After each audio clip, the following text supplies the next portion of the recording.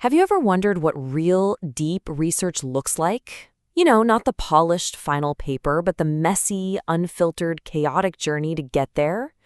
Well, today we get to peek inside something that's almost always kept private, a researcher's own notebook. And what we find inside, well, it reveals the true story of what an intellectual quest is all about. This right here, this one thought from August 25th, 2023, just says it all. Serendipity, temptation. It's a completely candid, personal note from a PhD student right in the thick of it. And really, it perfectly sets the stage for the story of unexpected discoveries and the very human side of doing this kind of work. So get this. Our source for this whole explainer is a private WhatsApp chat. Yep.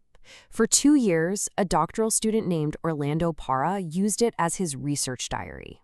It's his totally unfiltered stream of consciousness. Every link, every idea, every frustration. We're not looking at a summary. We are looking at the raw, messy source code of research itself. Okay, so let's dive in. The story kicks off with that first spark of curiosity, captured not in some formal document, but as a bunch of scattered thoughts in a digital notebook. For the first 6 months, he's basically casting this incredibly wide net. It starts in April 2022, just dropping links into the chat. By May, he's starting to zoom in on Pareda, Colombia, grabbing old laws, aerial photos, anything he can find. Then in June, a critical question pops up about why a local project failed, and you can see the first little glimmer of a research direction. And by October, he's looking all the way to Seoul for inspiration. This is pure collection mode, just grabbing anything and everything that seems interesting. But as anyone who's ever done a big project knows, that initial phase of just collecting stuff, well, it quickly leads to feeling completely and totally overwhelmed. It's like you're drowning in a sea of data and clashing ideas. And he's not just looking at a city. He's wrestling with this whole universe of competing theories. You've got the humanists like Jane Jacobs, critical theorists like Henri Lefebvre, the sustainable city folks like Jan Gehl, even the old-school modernists like Le Corbusier. It's a dizzying lineup of intellectual heavyweights, and they're all pulling in different directions. Which leads to the big question, right? The one we've all asked when we're buried in information. How on earth does anyone make sense of all of this? This is that crisis moment in the journey. It's pure chaos. And this is where the story takes a turn. This is the pivot. The researcher stops just hoarding information and starts actively looking for a way to tame the chaos, to find his research compass.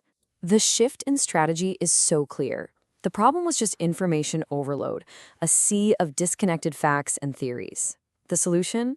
A very deliberate turn towards digital tools, software designed to find patterns and build connections that you just can't see with the naked eye. It's a huge move from just passively collecting stuff to actively analyzing it. And his digital toolkit really was a game changer. He started using Atlas.ti to do qualitative analysis, to really dig into the meaning behind things. He used Scopus AI to help with literature searches and find key experts. He was even using journal finders to think ahead about where he might publish. And he's studying guides on structured writing from experts like Luis Codina. Each tool was a weapon against the chaos. And then, on January 8th, 2025, boom, a major breakthrough. He boils down years of searching and reading into one powerful guiding question. He calls it his permanent North Star. How should urban renewals and partial plans be done? Suddenly, the entire project has a purpose. It has a direction. So with that North Star locked in, the research could finally move from all those abstract ideas out of the library and onto the streets, grounding everything in real-world cities and real human stories. His focus now narrows to 2 main cities, Pareda in Colombia and Morelia in Mexico. And you can see here, he's very intentionally comparing 2 different kinds of urban centers, which lets him analyze how these renewal projects might play out in places with different scales and different histories. And with this sharp new focus, a whole new set of questions starts to emerge, much more human questions. He's not just asking about planning theory anymore. He's asking about justice. Was the community involved? Was it just gentrification? What happened to the people who were displaced? Who were all the key players in this whole urban drama? All right, so he's got his focus, he's got his human-centered questions. The final phase of the journey begins. building a clear, solid structure to actually construct his answer and share it with the world. Then, on January 13th, 2025, he uncovers this amazingly powerful and kind of counterintuitive method for writing. The smart way, it turns out, is not to start with the introduction. No, you start with your data, your figures, your tables. From there, you build the core of the paper, the methods, the results. Then you frame it with a conclusion and an intro. And only at the very, very end do you write the title and abstract. It's a roadmap for turning a mountain of research into a clear, coherent story. But here's what's really fascinating.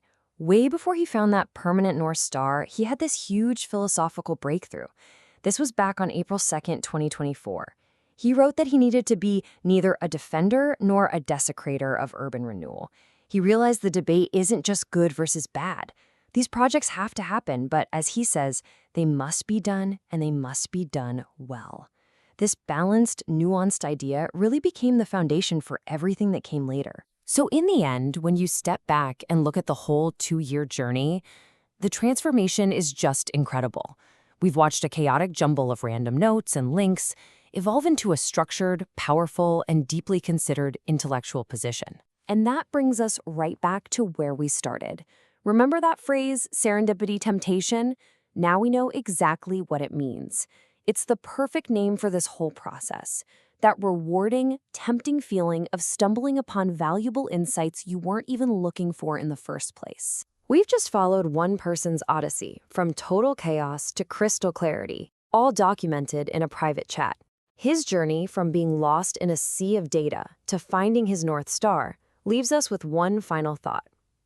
After seeing this messy but amazing process up close, what complex question will you try to answer?